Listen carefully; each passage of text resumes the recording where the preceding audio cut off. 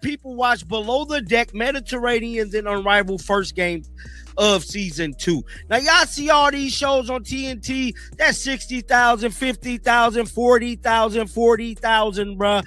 30,000, 20,000, bruh. Come on now. Now, Nephessa Collier was saying how she was landing all of this stuff and doing all of these big things. You recently heard Commissioner Cathy Engelbert claim she grasps the dynamics of viewership and how those intangibles factor into securing media rights deals and determining correct player salaries. However, the data from the Unrivaled Season 2 premiere tells a contradictory story regarding what the commissioner actually comprehends. Below Deck Mediterranean secured better ratings than Unrivaled. Yes, a reality show about yacht crew drama outperformed the league's supposed showcase of women's basketball talent. We are talking about 60,000 viewers for TNT programming. Unrivaled failed to hit those numbers. This matters immensely because Engelbert has utilized Unrivaled as a key talking point in CBA negotiations. You know the old saying, men lie, women lie, and the numbers don't lie? Well, I'm here to tell you, the numbers ain't lying because Nephessa Collier is looking like Goofy of the Year. She got to be the goofiest person of the year. Her and Nika is looking like big-time goofies of the year, bruh. I just gotta be honest, dog. At this point, Nephessa Collier is running out of time, and she need to be taken. Citing it as proof of the league's growing value and her effective leadership. Check the stats. That sentiment hits differently when you review the raw data. People lie, but numbers do not. Currently, those figures indicate that Cathy Engelbert's negotiating position rests on a foundation that is crumbling in real time. She entered CBA talks pointing to Unrivaled as evidence of momentum, using it as leverage to justify her decisions and resist player demands. But here is the problem. The WNBA Players Association has been negotiating since last year. The deadline was set for January 13, 2025. That date has passed without a deal. One reason talks have stalled. I mean, just the other day, she said, I am heartbroken to share that I will miss. No, well, yeah, she missed the Unrivaled season. This is actually an old article here. But we're going to skip past this, and we're going to get right to that action. And that action is this right here. WBPAT's response to Caitlin Clark's message of compressed and amid of CBA talks.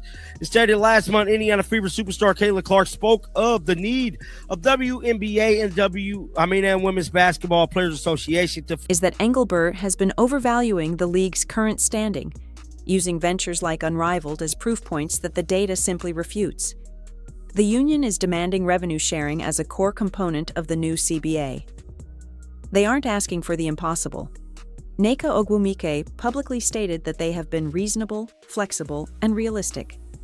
Yet Engelbert's side continues to point toward initiatives that supposedly prove the league's value is skyrocketing. The issue is that Unrivaled's ratings undermine that entire argument. If a showcase league featuring WNBA stars cannot outdraw yacht reality TV, what exactly is Engelbert basing her valuation on? Players are asking for a share of revenue the league claims doesn't exist yet. With the deadline looming, I spoke with Anika and Nephessa Collier about the state of negotiation, player unity, why they believe their stakes in other leagues are not conflicts of interest among those options. Now, however, Minnesota Lynx star Nephessa Collier and former WNBA MVP Nneka Ogwumike think the league led by Commissioner Cathy Engelbert has more ground to be covered. Now, I do want to let y'all know this is something that has not been talked about. Is part of the negotiation is for Cathy to step down. Now, we haven't heard about Cathy leaving for a month. Engelbert acts like the cash is right around the corner, using Unrivaled as evidence of imminent growth. But imminent growth must show up in viewership. It hasn't. We are now entering status quo territory. For those new to labor negotiations, this means the current CBA terms remain in effect while talks continue. But here is a critical detail most miss. The WNBPA committee has the authority to implement a strike or lockout without a full player vote. The committee itself can take that action. This isn't theoretical anymore.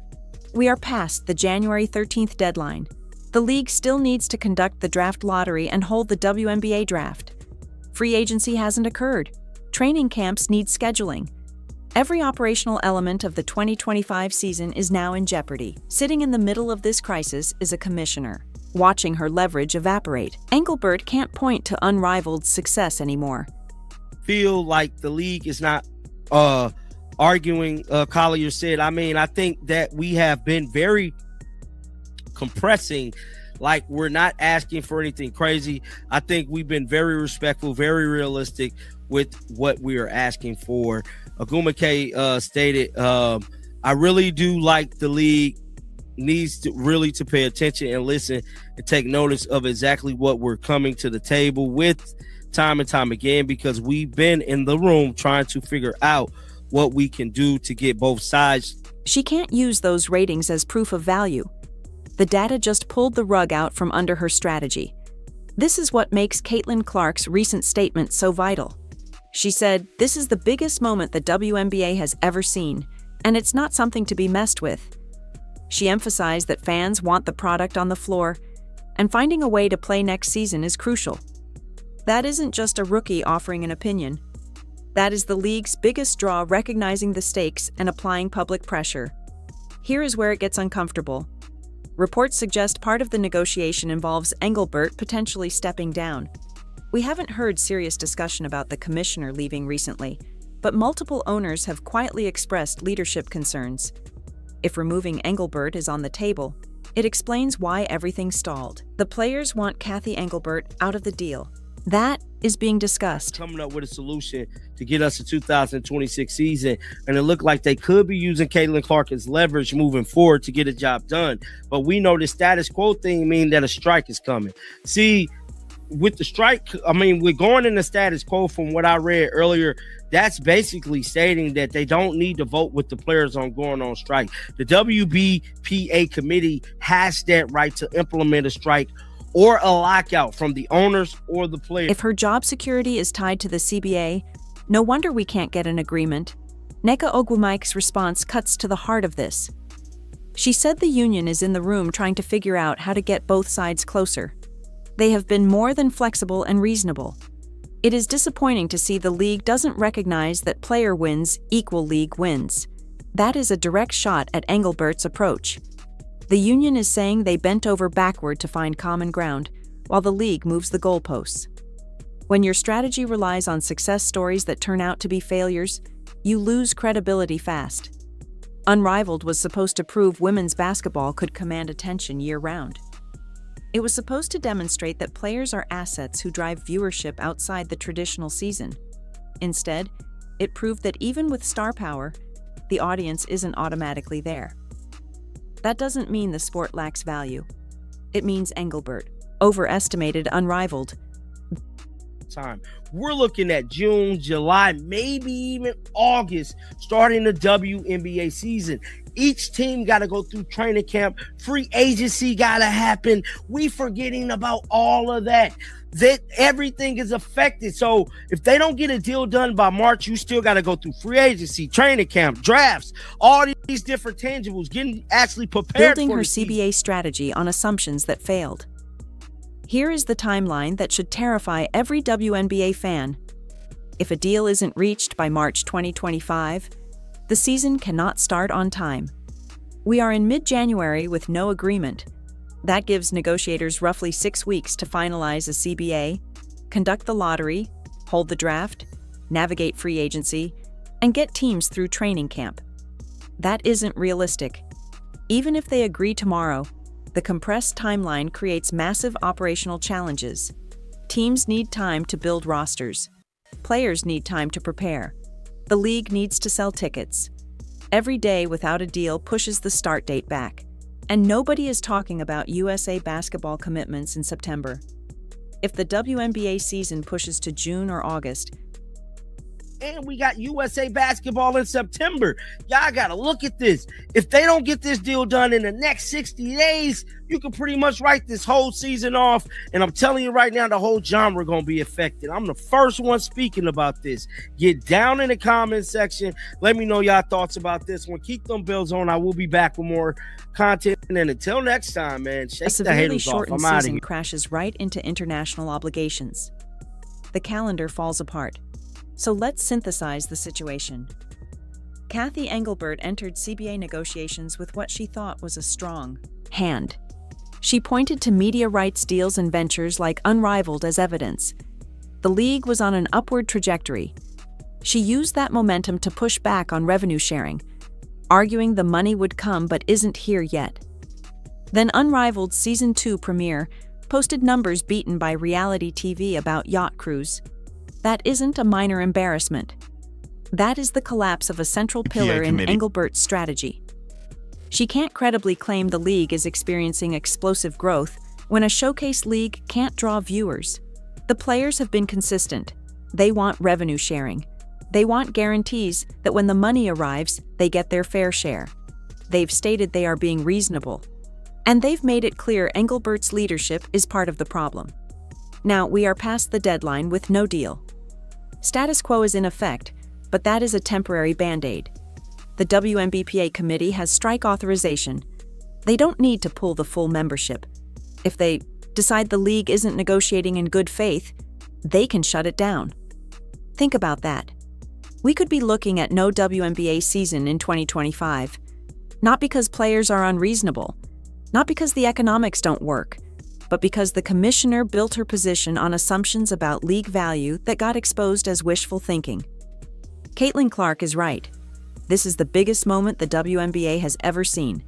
The league finally has mainstream attention and a generational talent to drive ratings. They have the infrastructure. And it could all fall apart because Kathy Engelbert overplayed her hand. She saw Unrivaled as validation. She used it as leverage in the most important negotiation of her tenure. The numbers came in lower than Below Deck Mediterranean. Suddenly, Engelbert's position looks shaky. The players are asking for a share of revenue that Engelbert insists will materialize. But if Unrivaled can't draw viewers, where is that revenue coming from? If showcase ventures underperform, why trust future projections? This happens when you negotiate based on optimism instead of data. Engelbert needed Unrivaled to succeed to justify her valuation. She needed proof that women's basketball could command dollars beyond the traditional season. She didn't get it. Now she sits across from a union with every reason to question her judgment. They are looking at a commissioner who promised growth, pointed to Unrivaled, and watched it get beaten by yacht drama. The deadline passed. The season is in jeopardy. At the center is a commissioner who lost her primary leverage. The union wants revenue sharing. Engelbert says the revenue isn't there yet, but she can't point to Unrivaled as proof it is coming. So what happens next? If they don't reach an agreement in the next 60 days, right off a May start, we would be looking at June or July, assuming they reach a deal at all. That compresses everything. Training camp shortens. The schedule condenses. Teams have less time for chemistry. And it all crashes into USA basketball obligations. The entire calendar falls apart. And for what? Because Kathy Engelbert overestimated Unrivaled's value and built her CBA strategy around it. Because she pointed to ventures that weren't delivering promised numbers. Because she negotiated like the money was already there when the data shows it isn't. Nneka Ogwumike says the players have been reasonable and flexible, trying to find solutions. She says it is disappointing the league doesn't see how player wins equal league wins. That isn't rhetoric. That is a union leader saying they negotiated in good faith, and the other side isn't reciprocating. Now we know why. Engelbert's position was built on sand. Unrivaled was supposed to be the foundation. It was supposed to prove stars could drive viewership. Instead, it proved that even with promotion, the audience isn't automatically there. That doesn't mean the WNBA lacks value. It means Engelbert miscalculated. In a critical negotiation, miscalculation has consequences. The players ask for specific percentages. Engelbert pushes back because she doesn't think the money exists yet, but she kept pointing to Unrivaled as proof it was coming. The proof didn't show up. Below Deck Mediterranean showed up instead. Now we are staring at a potential lost season because the commissioner's leverage evaporated. This is the biggest moment the WNBA has ever seen. Caitlin Clark is right. The league has never had this much potential or this much at stake. It could all collapse because Engelbert bet on Unrivaled. The question now is whether she will admit her position needs to change, or if she will keep negotiating like the data supports her when it clearly doesn't. The players have been patient and flexible, but patience runs out. Flexibility has limits. Reasonableness only works when both sides operate in good faith. If Engelbert keeps pointing to growth that isn't materializing, the union has every right to question if she is negotiating honestly. If they decide she isn't, they have the authority to shut it down. We are hours away from finding out if cooler heads prevail. But right now, it is looking spooky for the 2025 WNBA season. The commissioner supposed to be steering the ship just watched her navigation fail. Drop your thoughts in the comments. Do you think Engelbert can salvage these negotiations? Or is her credibility too damaged after the unrivaled ratings disaster? And what happens if we lose an entire season right when Caitlin Clark is entering her prime?